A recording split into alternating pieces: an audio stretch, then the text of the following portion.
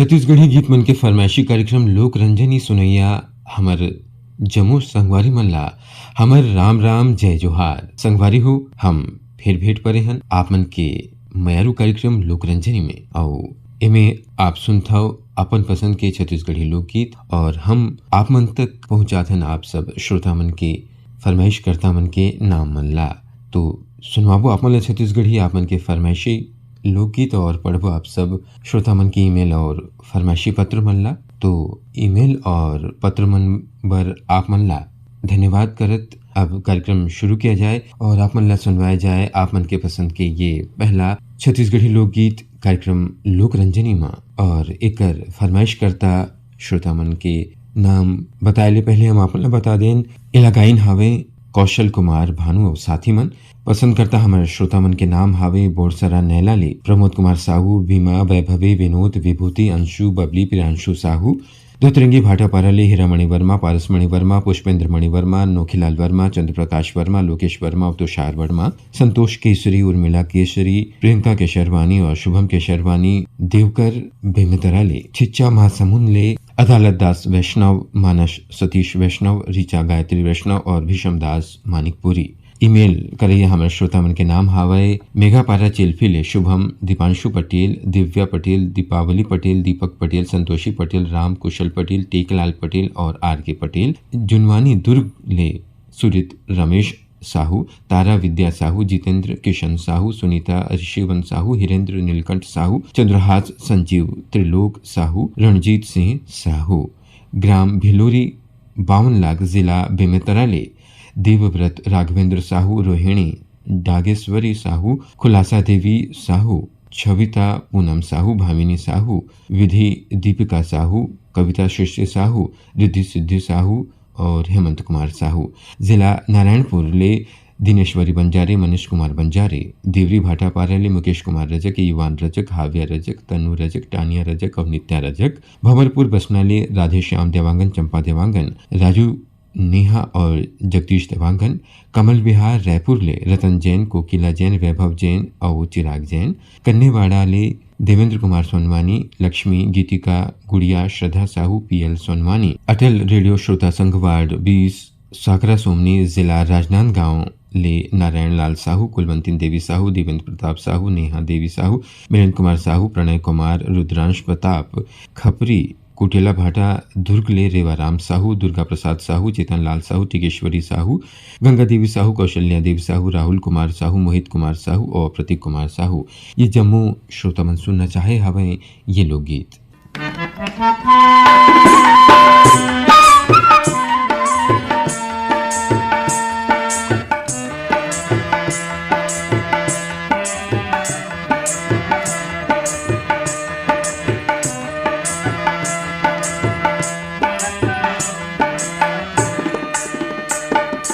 दाई बरोबर बर्फी पर के छाँव हवे उजर उजर गांव के गली खोर हवे दाई बरोबर बर्फी पर के छाँव हवे उजर उजर गांव के गली खोर हवे चिहुल चाहल लइका मन के नीक लागे मोर गवई के बोली बड़ मीठ लागे चाहल लइका मन के नीक लागे मोर गवई के बोली बड़ मीठ लागे।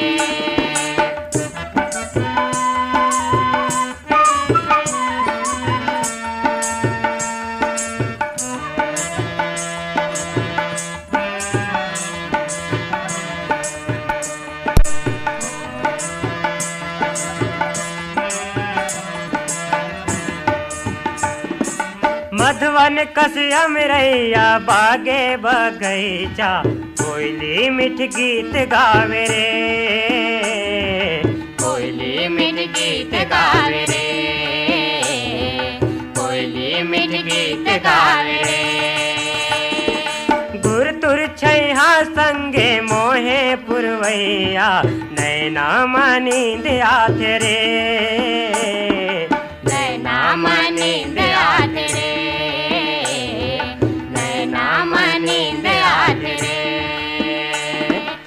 ऐसन सुखल छोड़ के संगी कहाँ जाबे। मोर गवई के बोली बड़ मीठ लागे। चिहुल चाहल लइका मन के नीक लागे। मोर गवई के बोली बड़ मीठ लागे।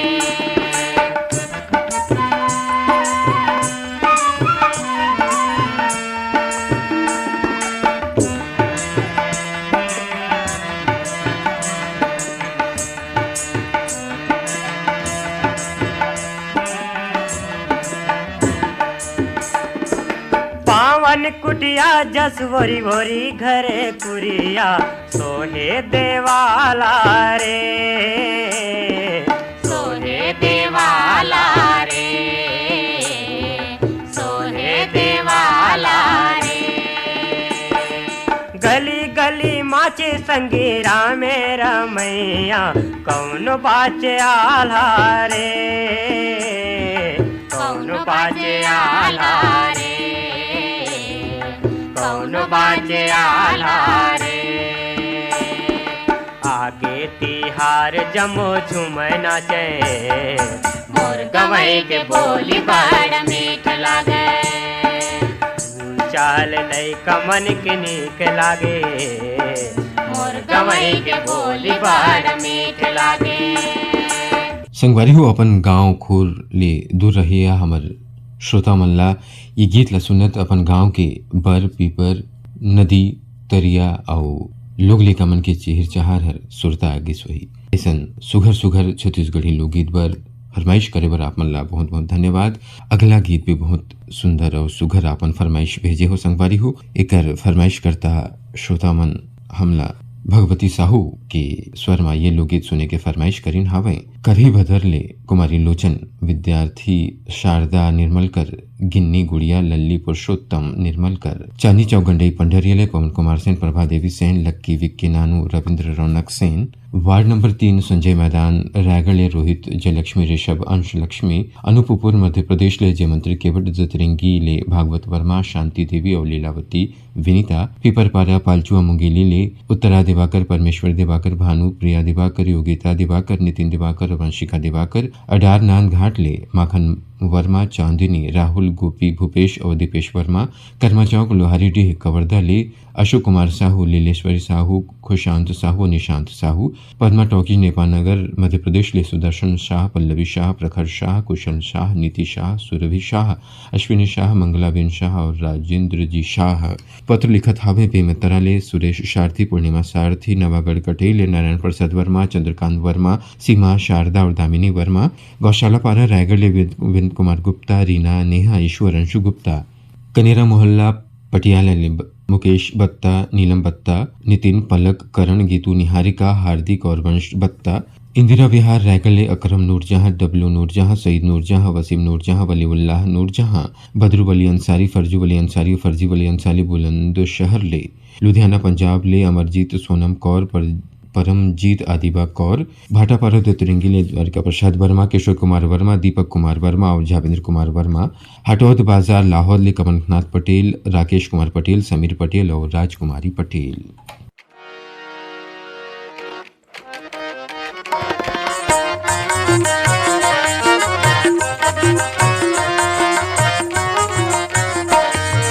डारल टूट के पाना गिरे देखो भुइया मजी। डारल टूट के पाना गिरे देखो भुइया मजी। डारा होगे सुनाना ये पाना के बिना ना। डारा होगे सुनाना ये पाना के बिना ना। डारल टूट के पाना गिरे देखो भुइया मजी। डारल टूट के पाना गिरे देखो भुइया मजी।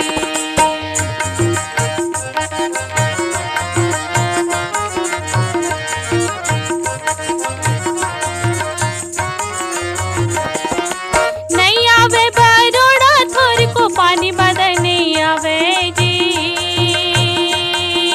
पानी बदल नहीं आवे जी। नहीं आवे बरोड़ा थोर को पानी बदल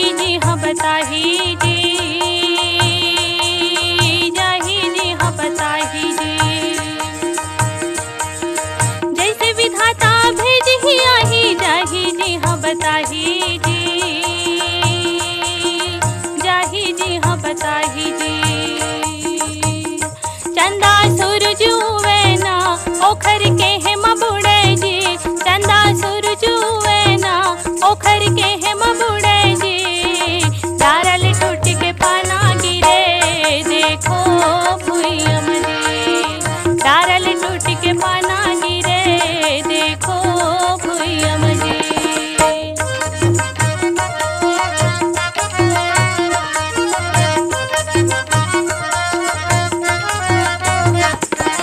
सब पतंग के डोरी हवे ये के झन के हाथ मजी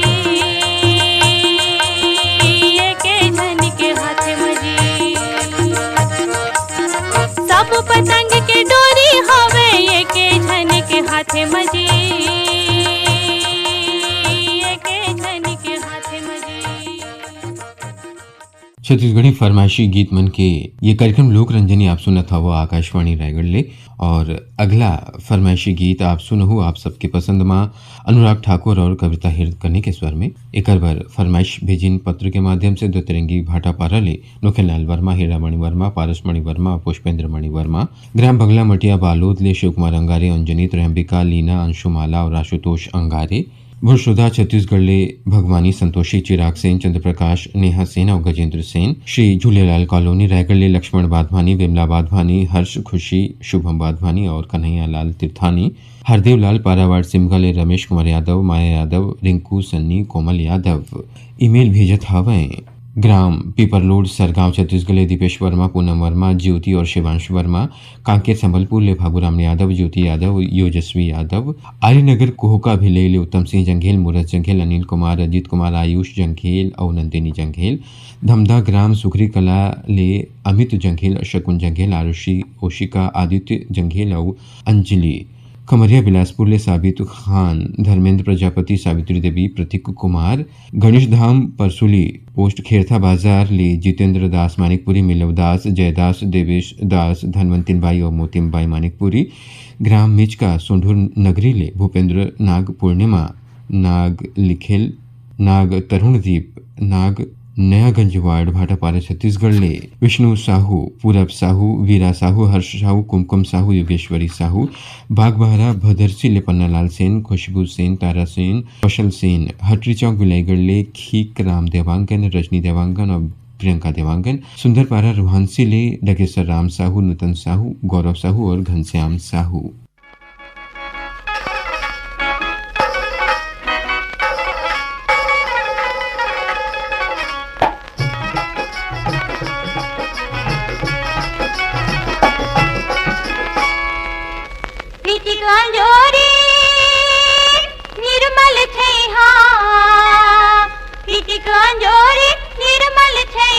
गली गली बगराए वो पुन्नी के चंदा मोरे गाँव पुन्नी के चंदा ये दे दीदी वो पुन्नी के चंदा ये दे भैया का पुन्नी के चंदा मोरे गाँव।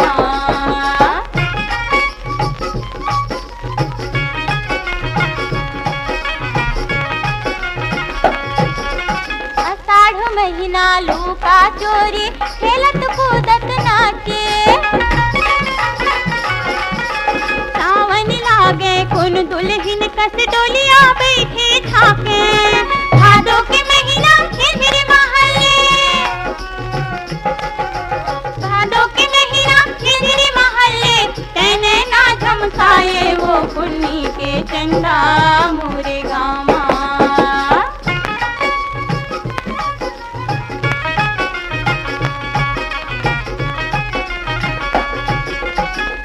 महीना भाई बहनी कस रूप तोरे मन भावे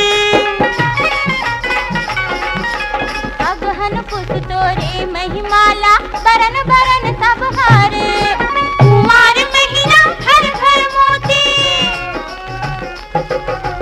कुमार महीना घर घर मोती अमृत कस बरसाए वो पुन्नी के चंदा मोरे गाँव।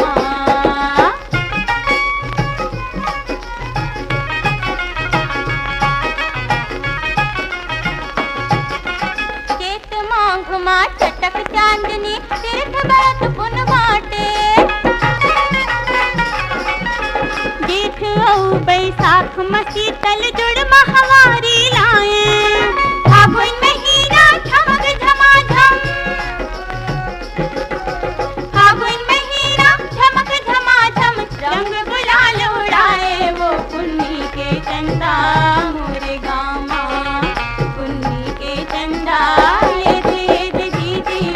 पुन्नी के चंदा, ये दे भैया का पुन्नी के चंदा मोरे गाँव माँ।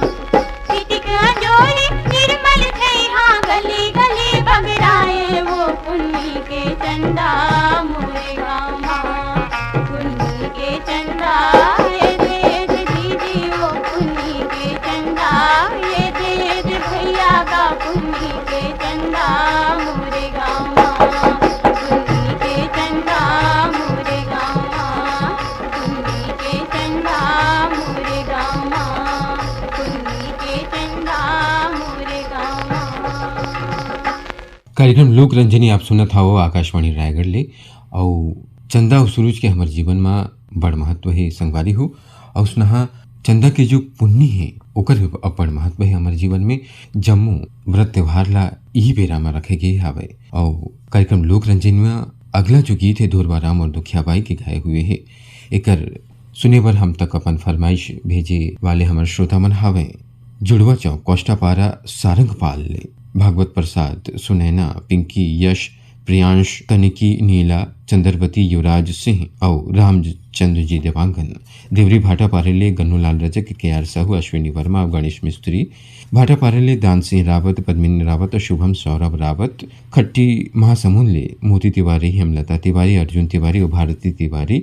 डोंडी लोहारा बालो छत्तीसगढ़ देवशंकर तामुरिया, अजय देव, राधिका, तुषार तामुरिया, डॉली, पूजा तामुरिया, प्रभा देवी तामुरिया। ग्राम बनबगेरा, जिला राजनांदगांव, छत्तीसगढ़ योगेश शारवा, आशा शारवा, नीरज, नीलेश और अंजलि सारवा। ये मन रहीन हमारे पत्र लिखवाइए हमारे श्रोता मन। और अब ईमेल कराइए हमारे श्रोता मन के नाम हम ला बता दें। नांदगांव काटल बोड़ले भाग सिंह राजपूत, भाग्यश्री राजपूत, टिकेश्वर ऋतु राजपूत। नरगोड़ा छत्तीसगढ़ कीर्तनपुरी गोस्वामी, लक्ष्मण देवी गोस्वामी, जोगेशपुरी, ट्विंकल, डिम्पल, मीनाक्षी, निशा, तुलसी और दिशा गोस्वामी। बेलाडीला बस्तर छत्तीसगढ़ शिव प्रसाद देवदास, मोहित कुमार देवदास, उमिन, उत्तरा, प्रमिला, यमुना, जमुना, कुमारी, अंजू, मंजू और कुमारी युवती देवदास। ग्राम गोमरडा पोस्ट सुरेगांव तहसील ले डोंडी लोहारा, जिला बालो छत्तीसगढ़ ले देव प्रसाद देवदास, राम अवतार देवदास, सोनू, मोनू और पवन देवदास। बनियापारा धमतरी छत्तीसगढ़ ले रामचंद्र माखीजा, सविता माखीजा, स्वाति माखीजा, संध्या माही, पूजा छुटकी, शरद कुमार डेटवानी, किरत राय वाधवानी और दीपक घनसानी। प्रदीप कुमार साहू, संपत लाल साहू और गोविंद साहू।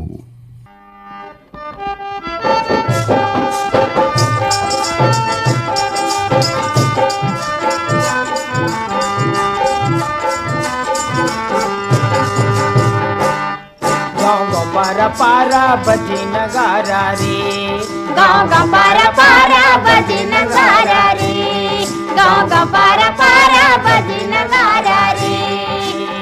संगिया के फागुन महीना रे, संगिया के फागुन महीना रे। गाँव का पारा पारा बजे नगारा रे, गाँव का पारा पारा बजे नगारा रे।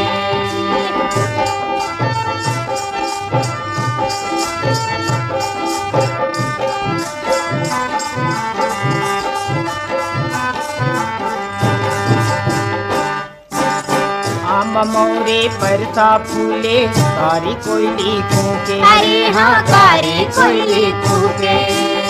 आम मोरे परसा फूले, कारी कोयली कूके, अरे हाँ कारी कोयली कूके। फूल फूल के गंध रस लेके तितली भौरा चूके, अरे हाँ तितली भौरा चूके।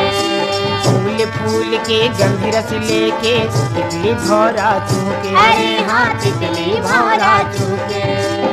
मऊहारी माँ मऊहा टपके, मऊहारी माँ मऊहा टपके बिहत हा पौना रे। गाँव का पारा पारा बजे नगारा रे, गाँव का पारा पारा बजे नगारा रे। संगिया के फागुन महीना रे, संगिया के फागुन महीना रे। गाँव का पारा पारा बजे नगारा रे, गाँव का पारा पारा बजे नगारा रे।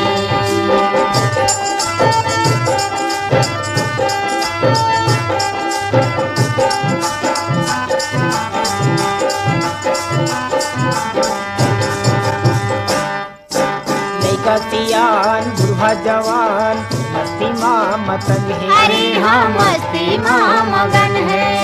लइका सियान बूढ़ा जवान मस्ती माँ मगन है। अरे हाँ मस्ती माँ मगन है।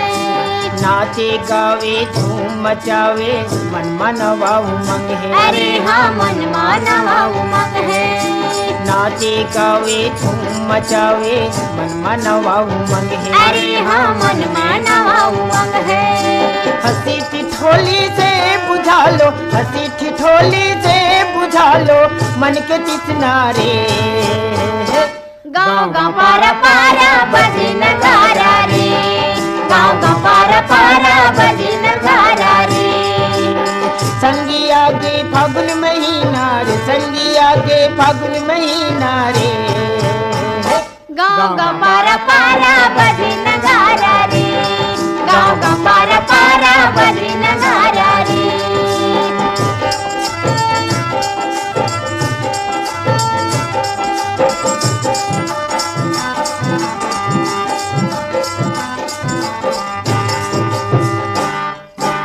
रंग पिचकारी ओसरी पारी खींचे सबो संगवारी। अरे हाँ खींचे सबो संगवारी। रंग पिचकारी ओसरी पारी खींचे सबो संगवारी। अरे हाँ खींचे सबो संगवारी। दया माया के जो जला ले यही जिंदगी के संगवारी। अरे हाँ यही जिंदगी के संगवारी। दया माया के जो जला ले यही जिंदगी के संगवारी। अरे हाँ यही जिंदगी के संगवारी। मन के केरवच मांझ लेते, मन के केरवच मांझ लेते तौरे माया के न्यो नारे। आकाशवाणी रायगढ़ आप सुनत हावो कार्यक्रम लोक रंजनी और कार्यक्रम की ये अंतिम फरमाइशी छत्तीसगढ़ लोकगीत सुनने वाले पहले हम आपने बता दें ये कार्यक्रम ला आप यूट्यूब में भी सुन सकूँ और संगवारी हो वहाँ ये गीत मन ला पूरा सुन सकूँ। और कार्यक्रम के अंत में अब आप मन के फरमाइशी ये लोकगीत सुनवाए जाए माया खापर्डे और हेमिन ठाकुर के स्वर में।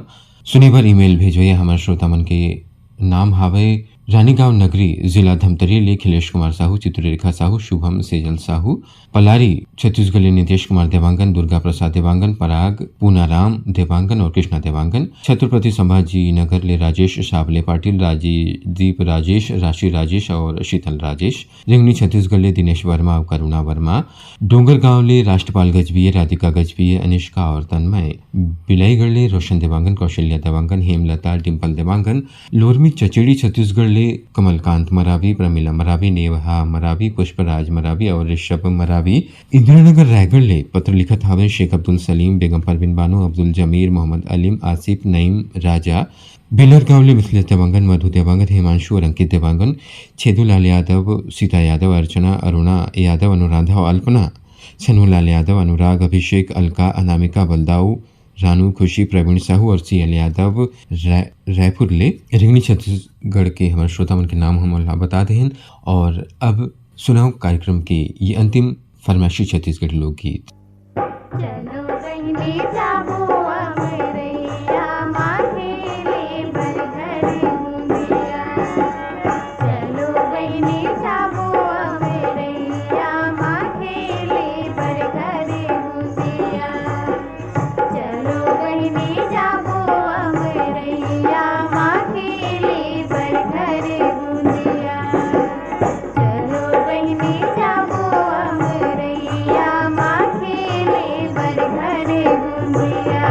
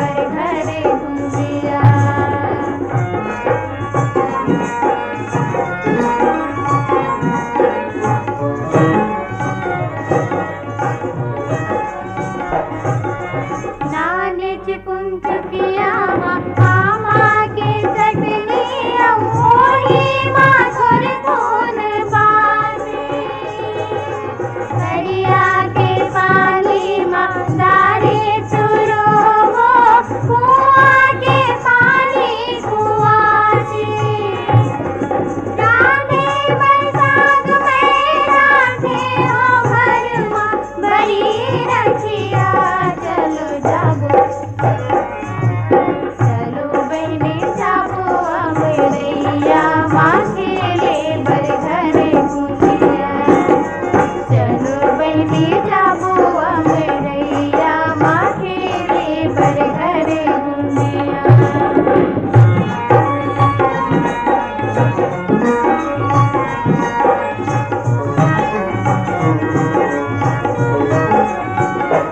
आमा के छैया उतरी उतरा बन कंकिल के मड़वा गड़िया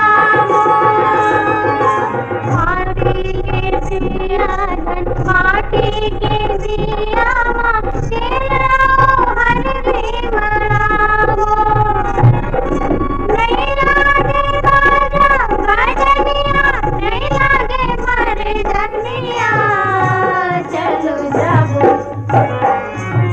चलो बहने जाबो अमरैया माँ खेले बर घरे घूमिया चलो बहने जाबो अमरैया माँ खेले बर घरे घूमिया ला ला ला ला ला ला ला ला ला ला ला ला ला ला ला